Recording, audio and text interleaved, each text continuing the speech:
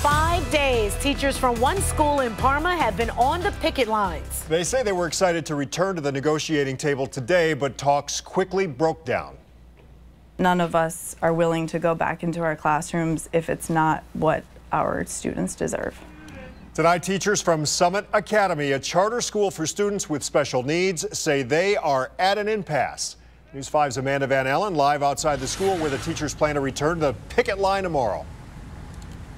Rob and Anita, they sure do, and they tell me they actually feel like talks are going backwards. I spoke with one teacher today. She says she has no idea how this impasse will ever get to a place where teachers can be back in the classroom. What do we want? Small questions. Instead of teaching, they've been going strong on the picket line for the past 5 days. There's a lot of honking, waving, a lot of citizens stopping by who've seen our story. Kelly Granda has been an art teacher at Summit Academy for the past 15 years. She's now using her basement as what she calls strike headquarters. Really, this is just a quick break for everyone. We're out in the cold for about 9 hours a day. Summit teachers say until their 200 kids with special needs get what they were promised, they won't back down. Our main goal really is to have a fully staffed building. Granda says 6 positions were eliminated last school year. It used to be small class sizes. Now I even have a class that has, at one point, had 22 kids in it, and I'm often on my own. And more staff isn't all they want. Granda says this sign she's been marching with outlines it best. They also want lunch breaks, more time to plan lessons, and a clean and safe school for the kids. I love being their art teacher, and I want to make a deal that gives them everything that they were promised. Talks broke down quickly Monday. We don't know the specifics, but Summit Academy management said in a statement they don't see how they will move forward. And that's probably the only thing teachers and management agree on right now. None of us are willing to go back into our classrooms if it's not what our students deserve. Now, I spoke with a parent tonight. She has a kid who's been going to Summit Academy for the past 4 years. She says her daughter is used to the consistency and says since she hasn't been in school, her behavior at home has been declining. She is looking very much forward to her kid getting back in the classroom. We are live tonight in Parma. Amanda Van Allen, News 5. Amanda, thank you. New tonight, the mayor of Parma did not mention that strike when he delivered his State of the City address a few hours ago, but he did make a couple big announcements, including the construction of a new trucking facility in the city this summer, one that will bring with it 200 jobs. They are going to be pretty much off-grid. The use of wind, solar technologies, and we really want them, and they're willing to partner with our schools with our STEM program there. So there's just this great collaboration. Mayor Tim DeGeeter said Pitt, Ohio would finish construction in June and called the new business the city's largest job creation project in more than a decade. He also announced that Parma police will soon be equipped with body cameras thanks to a grant from the Department of Justice. The 5 on Your Side investigators have found having body cameras, though, does not always mean police departments are keeping track of them. Tomorrow night at 11, our exclusive 5 on Your Side investigation, Not Captured, reveals some departments have no way of knowing if their officers are even hitting record on the cameras you paid for.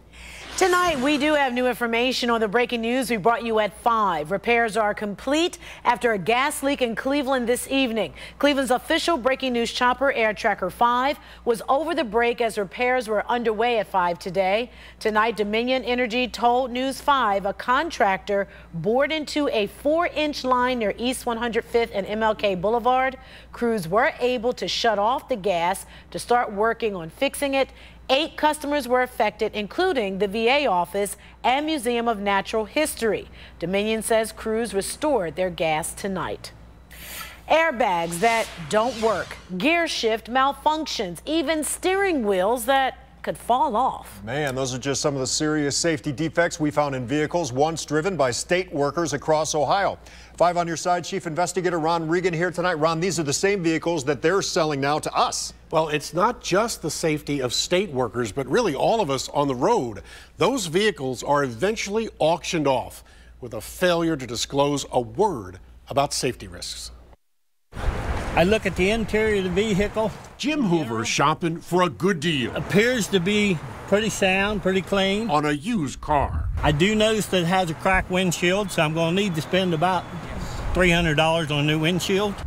But a new windshield pales to what we found. It's among hundreds for sale here. A used car lot for state-owned vehicles. Once driven by everyone from troopers. We've all seen it, the Ohio State Highway Patrol Cruiser. To state employees.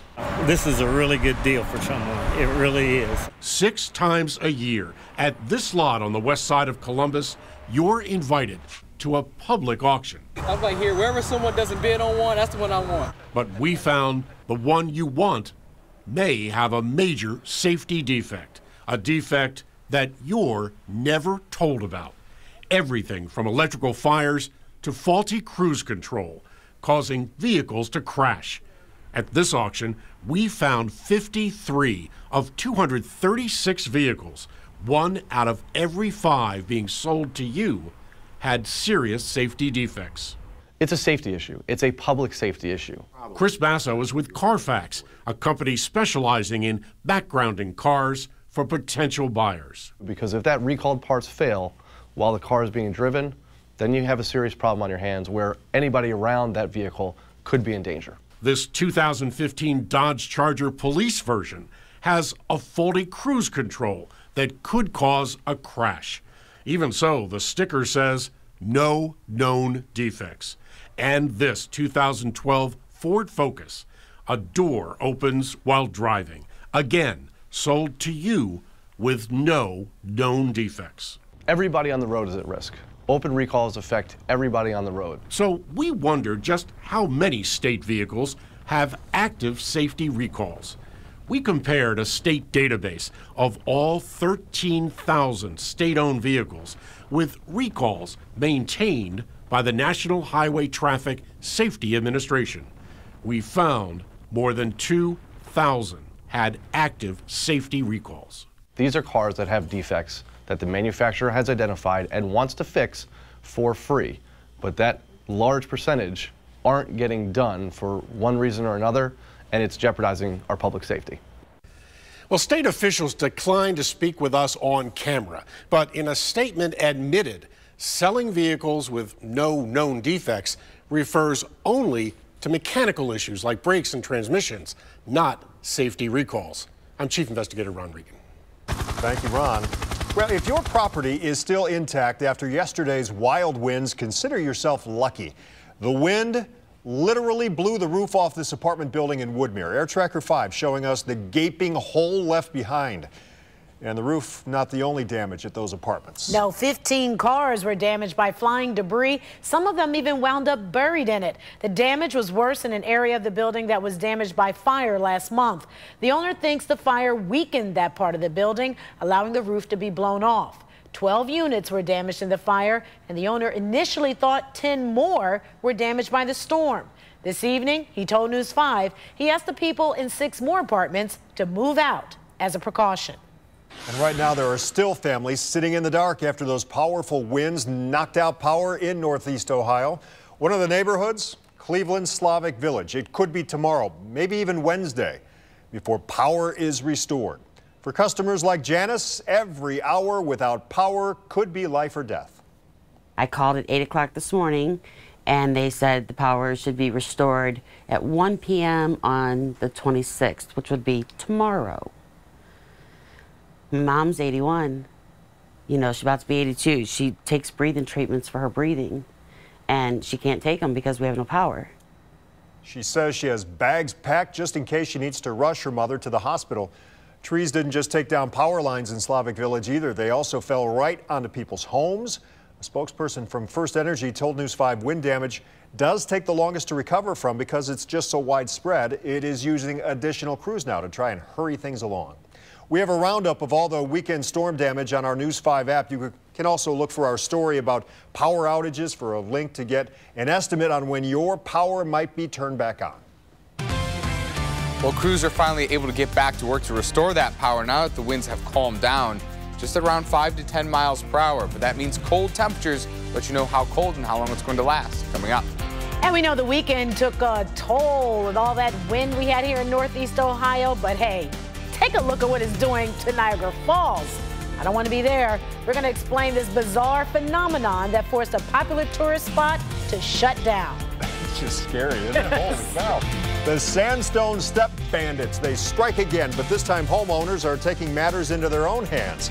They share pictures of the crooks and the equipment they use only with News 5. And R. Kelly is a free man again after spending the weekend locked up in Chicago.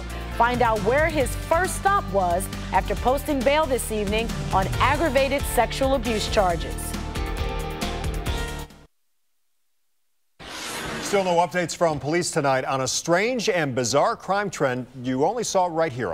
A hot black market for sandstone steps stolen right off the front porches of classic homes. Most of the East Cleveland homeowners victimized by the Sandstone Step Bandits are now coming forward. This is something, and this time they're sharing pictures of the crooks in the act with 5 on Your Side investigator Joe Paganakis.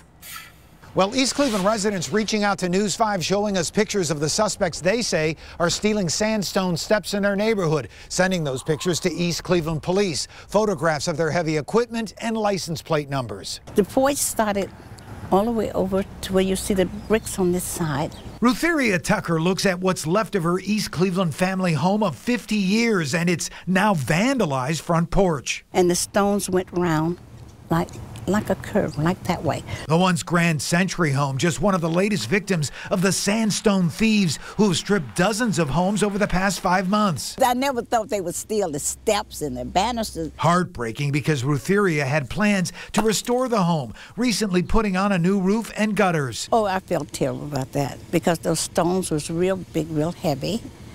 And you know, it meant a lot to the house. Like many other damaged homes, the sandstone thieves seriously hurt any chance that these homes can ever be occupied again. I got it paid for, and, you know, we was intended, my sister and I was going to live here. Rutheria's family members taking these pictures of the white Ford truck and trailer they say were used to make the heists. Residents told News 5 they submitted license plate numbers to police, but say they couldn't get an update on the investigation. Residents say they even confronted the suspects who told them they had city approval to remove the classic steps. Whoever is doing it, it have to be somebody that's know what they're doing because this is not no amateur. My other neighbor said she saw them driving down the street with a backhoe. Residents now demanding a response from the city of East Cleveland concerning the crooks who have scarred their neighborhoods. I was just wondering, you know, the way East Cleveland treat you when something like this happens. They don't call you. And East Cleveland police haven't gotten back to us either after we made several inquiries on this case since Friday. Residents are still urged to submit tips and photographs to the Detective Bureau. Reporting here in East Cleveland, I'm 5 on Your Side investigator Joe Paganakis. Singer R. Kelly out on bail tonight after spending the weekend in lockup. His first stop after a jail cell? McDonald's. Earlier today, he pleaded not guilty to 10 counts of aggravated sexual abuse. Prosecutors say the alleged crimes happened over a period of 12 years and that 3 of the 4 victims were underage. Another of Kelly's accusers, who shared her story in the Lifetime documentary Surviving R. Kelly, stood in solidarity with those women today.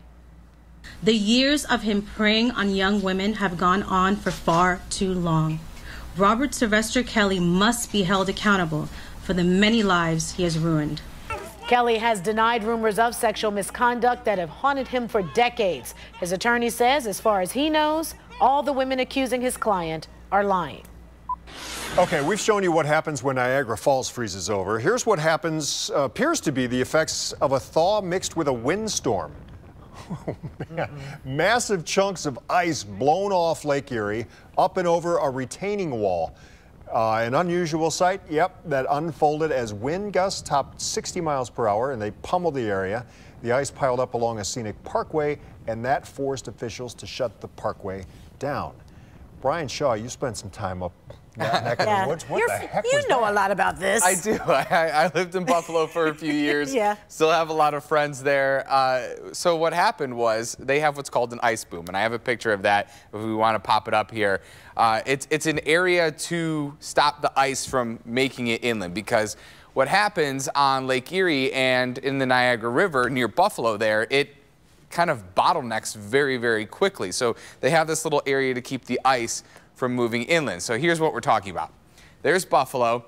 This is the east end of Lake Erie, and then here is the mouth of it, and then heading into the Niagara River. So when that boom breaks, which is located roughly around here, all of that ice starts funneling into this little area, and then it obviously doesn't have a whole lot of area to move and just ends up spilling over. Very detailed report, Brian. Thank you. I told you I knew a lot about this stuff. I've covered that ice boom plenty in my career. So that's what's going on. You didn't know I knew this much about ice booms. Maps, honey. He's got pictures and maps. They just threw that report in beforehand. They didn't know that I was going to have a full explanation of it. Temperatures in the mid-20s now. The cloud cover has come back. We had told you the cloud cover was going to increase, but also watching for a little bit of light snow here off to the west. I wouldn't be surprised if we even had some lake effect flurries as well into tomorrow morning. Unfortunately, the entire pattern here is going to keep us very cold for the next couple of days. Dropping down into the teens for tonight. For tomorrow morning, when you wake up, it's going to be very cold. Wind chills likely feeling like they're in the single digits. Mostly cloudy skies through the majority of the day. A little bit of clearing for our southern spots. Slightly warmer, upper 20s, low 30s, as compared to the northern areas, which will be in the mid to upper 20s. Can't rule out a few flurries, much like what we had today. I wouldn't expect it to amount to much. Tuesday night into Wednesday, another round of snow is going to get close to northeast Ohio, at least into greater Cleveland.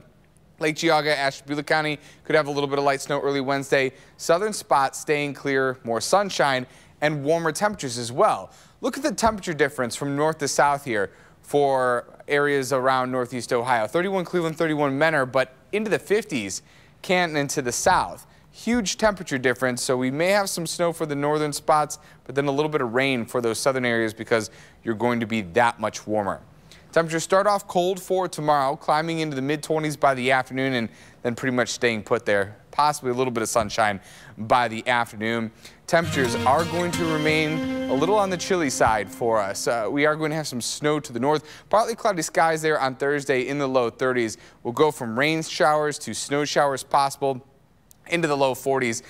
Notice on Saturday into Sunday, it actually is going to get colder. Those temperatures are going to be dropping back down into the low 20s. So a big temperature drop on the way. That's why we're going to go from rain showers at first on Friday and then dropping all the way down to some snow showers from Friday into Saturday, and that snow could linger into the second half of the weekend.